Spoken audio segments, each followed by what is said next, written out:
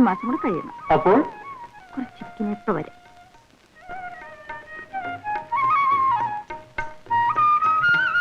ഇതാ ഇങ്ങനെ ഇരിക്കും.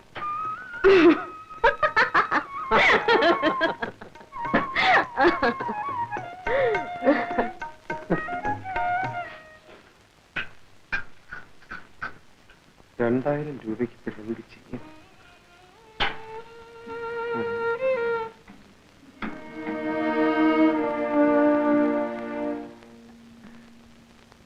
അല്ല, മണിച്ചേട്ടൻ പുതിയ സ്കൂട്ടറിലൊക്കെയാണല്ലോ സവാരി. നല്ല കോളാണെന്ന് തോന്നുന്നു. ആ, തൊഴിൽ അതൊക്കെ തന്നെ. ഒരു ചെറിയ പ്രമോഷൻ കിട്ടി. പുതിയ കാശുകാരുമായിട്ടുള്ള സമ്പർക്കമാണ്. അതിനനുസരിച്ച് വരവും കൂടി.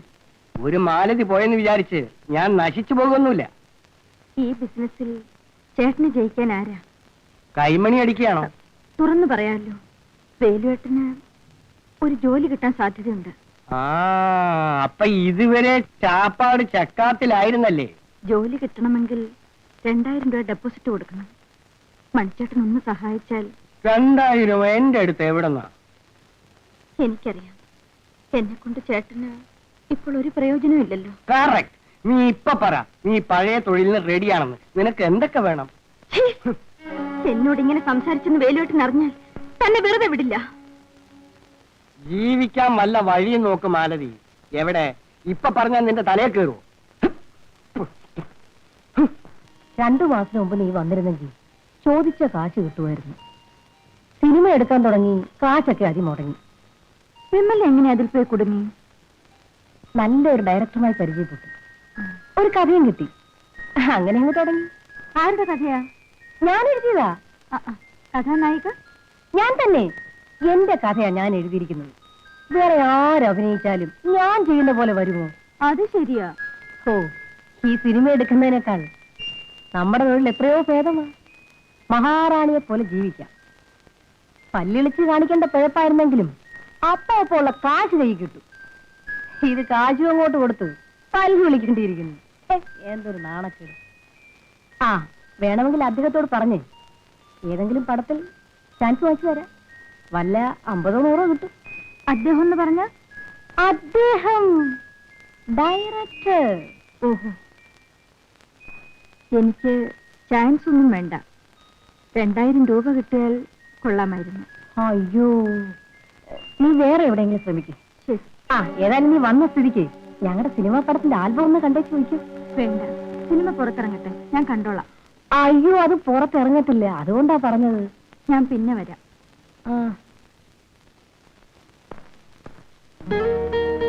നാളെ കാലത്ത് 10 മണിക്കൊന്ന് പണമടച്ചാലേ എനിക്ക് ജോലി കിട്ടും. നാളെ കാലത്ത് 10 മണി വരെ സമയമുണ്ടല്ലോ, നോക്കാം. ഓ, അപ്പോഴേക്കും വല്ല നിധി വല്ലതും കിട്ടുമോ? എനിക്കൊരു വിശ്വാസമില്ല. നിന്നെ പോറ്റാനുള്ള കഴിവ് എനിക്കില്ല. നമുക്കൊപ്പം ജീവിക്കാനുള്ള ഭാഗ്യവുമില്ല. പക്ഷെ ഒരു കാര്യം തീർച്ചയാണ്, എനിക്ക് ഈ ജോലി കിട്ടിയില്ലെങ്കിൽ പിന്നെ ഞാനിവിടെ നിന്നോടൊപ്പം ജീവിക്കില്ല.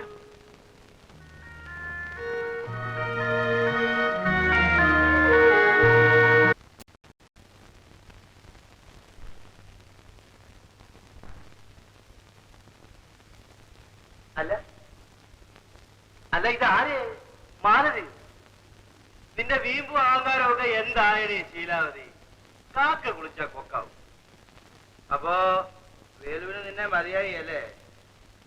നിന്നെ എങ്ങനെയെങ്കിലും ഇവിടെ കൊണ്ടുവരുമെന്ന് ഞാൻ വേലുവിനോടാ വെല്ലുവിളിച്ചു. ഇതാ നീ തന്നെ താനെ വന്നെത്തിയിരിക്കും. ഗോപി, ഗോപി വിചാരിക്കുന്ന പോലല്ല ഞാനിവിടെ വന്നിരിക്കുന്നത്. കണ്ടോ, ശങ്കരം പിന്നെയും തെങ്ങേ തന്നെ. മാലതി, ഞാൻ പറയുന്നത് കേക്ക്. നീ ഒരു വാക്ക് പറഞ്ഞാൽ ആ സെക്കൻഡിൽ ഈ നാശത്തിനെ ഗ്രാറ്റുവിറ്റി കൊടുത്ത് പറഞ്ഞേക്കാം. താക്കോൽ എന്റെ കൈ തരുകയും ചെയ്യാം. ഗോപി, ഞാൻ വന്ന കാര്യം മനസ്സിലാക്കാതെ എന്തിനാ അതും ഇതൊക്കെ പറയുന്നത്? വന്ന കാര്യമുണ്ട്. ഗോപിയുടെ ചേട്ടന്റെ കാര്യം. ചേട്ടനും ഇടി വേലു എന്ന് പറയുന്ന തന്ത അല്ലടി എന്റെ തന്ത. പിന്നെ എന്തോന്ന് ചേട്ടൻ? ശരി, പോട്ടെ. വേലുവേട്ടന് കുറച്ച് പണം ആവശ്യമുണ്ട്. ഓ, മൂക്കപ്പൊടി വാങ്ങിക്കാനായിരിക്കും.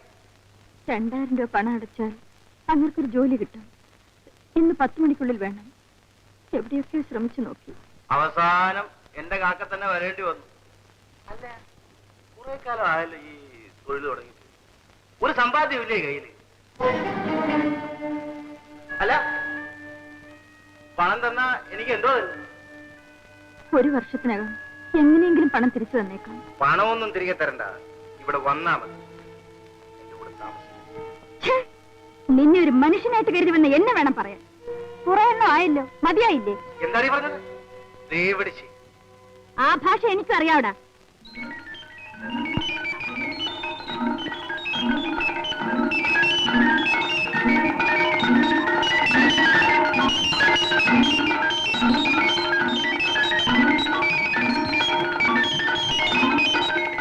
എന്താ, മതിയോ അതാ ഇനിയും കേൾക്കണോ? പലരുമായി ഇടപഴകിയവളുമാണ്, കിടന്നവളുമാണ്.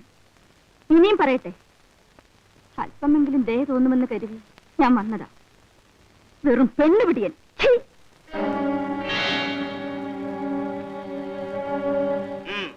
എടുത്തോളൂ. പക്ഷേ വേലുവിനെ കുറിച്ച് ഓർത്ത് ദയ തോന്നിയിട്ടല്ല, നിന്നെ ഓർത്തിട്ടാണ്.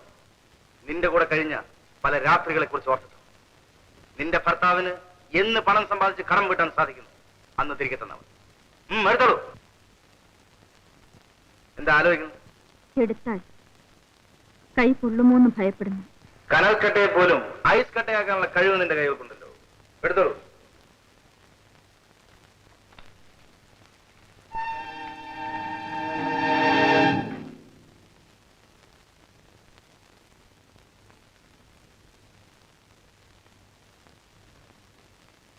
എന്താ ഇവിടെ വന്ന് ഒറ്റയ്ക്കിരിക്കുന്നത്? ഇതാ, എന്താ ഇങ്ങനെ സൂക്ഷിച്ചു നോക്കുന്നത്? സംശയമോ? ഞാൻ പോയിട്ട് 1 മണിക്കൂറല്ലേ ആയുള്ളൂ, അതിനുള്ളിൽ ഇത്രയും സമ്പാദിച്ചെന്നോർത്തോ? കൊള്ളാം. ഇതുപോലെ എനിക്ക് തരാനേ നമ്മുടെ നാട്ടിലാളില്ല. പെട്ടെന്ന് 2000 രൂപ എവിടുന്ന് കിട്ടി? പരിചയക്കാരോട് വാങ്ങിച്ചു. പരിചയക്കാരെന്ന് വെച്ചാൽ? സത്യവതി എന്നൊരു പെണ്ണ്, അല്ല ഒരു സ്ത്രീ. എന്റെ പഴയ തൊഴിലിൽ എനിക്ക് സീനിയറാ. വളരെ പേര് കേട്ടവരാ. അത് കണ്ടപ്പോ തന്നെ മനസ്സിലാവുന്നുണ്ട്. ഒരു നല്ല കാര്യത്തിനാണെന്ന് പറഞ്ഞ ഉടനെ എടുത്തു തന്നു പുണ്യവതി. ഇപ്പൊ സത്യവതി എന്ന് പറഞ്ഞു, പിന്നെ പുണ്യവതി ആരാ? ഓ, സത്യവതി എന്ന് പേരുള്ള മഹാമനസ്കയായ പുണ്യവതി. മനസ്സിലായോ? ഓ, മനസ്സിലായി. ഇതാ, അന്ന് പട്ടിയെ വിറ്റ കാശ് കുരച്ചു. ഇത് ശരീരം വിറ്റ കാശ്. ഇതെന്ത് ചെയ്യുമോ ആവോ? ഇതാ കയ്യിൽ വെച്ച് നോക്കൂ.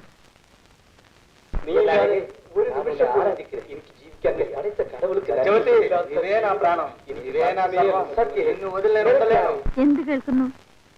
എന്റെ അമ്മോ, ഹിന്ദിയിലുള്ള സർവ്വ ഭാഷയും കേൾക്കുന്നു.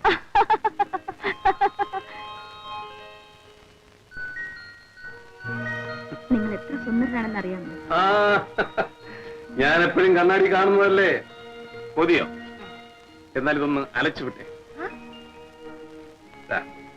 അയ്യോ, ഇതെന്താ? ഇങ്ങനെ അലവലാതിയായിട്ട് കിടന്നെങ്കിലേ എന്റെ മുഖത്തിന് പവറുണ്ട്. ആദ്യമായിട്ട് ജോലിക്ക് പോവുകയല്ലേ? ജോലിക്ക് പോകുന്ന ഭർത്താവിനെ ഇങ്ങനൊക്കെ അയക്കണമെന്ന് നീ എവിടുന്ന് പഠിച്ചു? അയൽവക്കത്തുള്ള സ്ത്രീകൾ ചെയ്യുന്നതെല്ലാം ഞാൻ എത്ര ദിവസം നോക്കി നിന്നിട്ടുണ്ടെന്നറിയാമോ? ജോലി കഴിഞ്ഞിട്ടേ നേരത്തെ വീട്ടിൽ വരണം കേട്ടോ.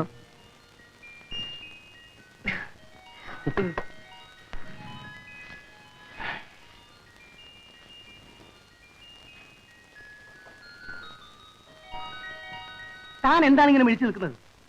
സാർ, എനിക്ക് വേണ്ടി 1 മണിക്കൂർ വെയിറ്റ് ചെയ്യണം. നല്ല സ്ഥലം ഞാൻ കാണിച്ചു തരാം. താൻ എന്താണ് ഈ പറയുന്നത്? ഇപ്പോൾ തന്നെ സമയം 7 എനിക്ക് 9 മണി ട്രെയിനിൽ പോകേണ്ടതല്ലേ?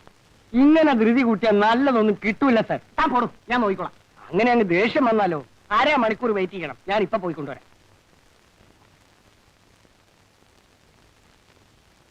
ഒരുങ്ങി നിൽക്കണോട്ടാ. എടാ വാസുവേ, ഞാൻ നിന്നെ അന്വേഷിച്ചുകൊണ്ട് വന്നാ. എന്താ? ഒരു നല്ല പൈസക്കാരൻ 2 മണിക്കൂർ കാലത്തേക്ക് ഒരാളെ വേണം. എന്റെ കയ്യിലുള്ള ആളുകളെല്ലാം ബുക്കായിപ്പോയി. നിന്റെ കയ്യിൽ സ്റ്റോക്ക് വല്ലതും ഉണ്ടോ? ഇഷ്ടം പോലെ പൈസ കിട്ടും. കിട്ടുന്ന മുഴുവൻ നീ എടുത്തു. പൈസയുടെ കാര്യം പിടിയായിട്ട് അത് നമുക്ക് 50-50. പക്ഷേ 1 മണിക്കൂർ സമയം തരാവൂ ചേട്ടാ. ഒരു പ്രാന്തൻ. എടാ, അയാൾ 9 മണിക്കുള്ള ട്രെയിനിൽ പോകാൻ വേണ്ടി ടിക്കറ്റ് ബുക്ക് ചെയ്തുകൊണ്ട് കൈ പിടിച്ചോണ്ട് നിൽക്കുകയാണ്. ആ നിപ്പാണല്ലേ. എന്നാ ചേട്ടൻ പോയിക്കോ. 10 മിനിറ്റിനകം ഞാനൊരു ഉരുപ്പിടിയും കണ്ട് അങ്ങോട്ട് എത്തിയേക്കാം. റെഡിയല്ലേ? റെഡി. ശരി.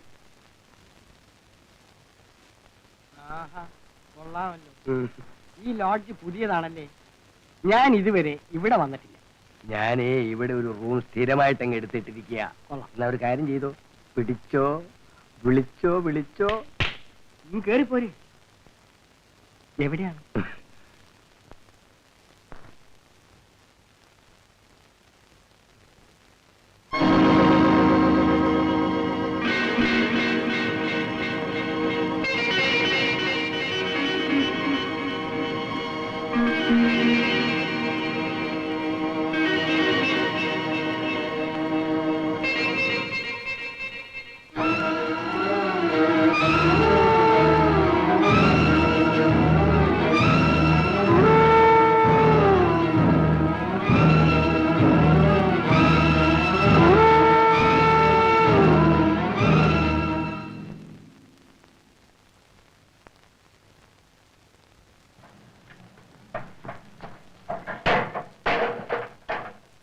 എന്താ മണി ആത്മഹത്യ ചെയ്തു എന്നുള്ളത് സത്യമാണോ? സത്യമാണ്. പക്ഷേ അപമാനം സഹിക്കാൻ വയ്യാത്തതുകൊണ്ട് മാത്രമല്ലടി മണി ആത്മഹത്യ ചെയ്തത്. മകളുടെ ഭാവി, അതൊന്നു മാത്രമായിരുന്നു അയാളുടെ ലക്ഷ്യം. അത് തകർന്നതാണ് ഇതിനെല്ലാം കാരണം. നടന്നു. അതിനുവേണ്ടി കുടുംബത്തോടു കൂടി ആത്മഹത്യ ചെയ്യേണ്ടിയിരുന്നില്ല. പോട്ടെ, ഒരു അസ്തമയത്തിന് ഒരു ഉദയം. മണിയുടെ ജീവിതം അസ്തമിച്ചു. അയാളുടെ കസ്റ്റമേഴ്സ് എല്ലാം നമുക്കായി. നമുക്കൊരു പ്രൊമോഷൻ. അങ്ങനെ നമുക്ക് ആശ്വസിക്കാം. അമ്മേ, അച്ഛൻ എന്താണ് ജോലി?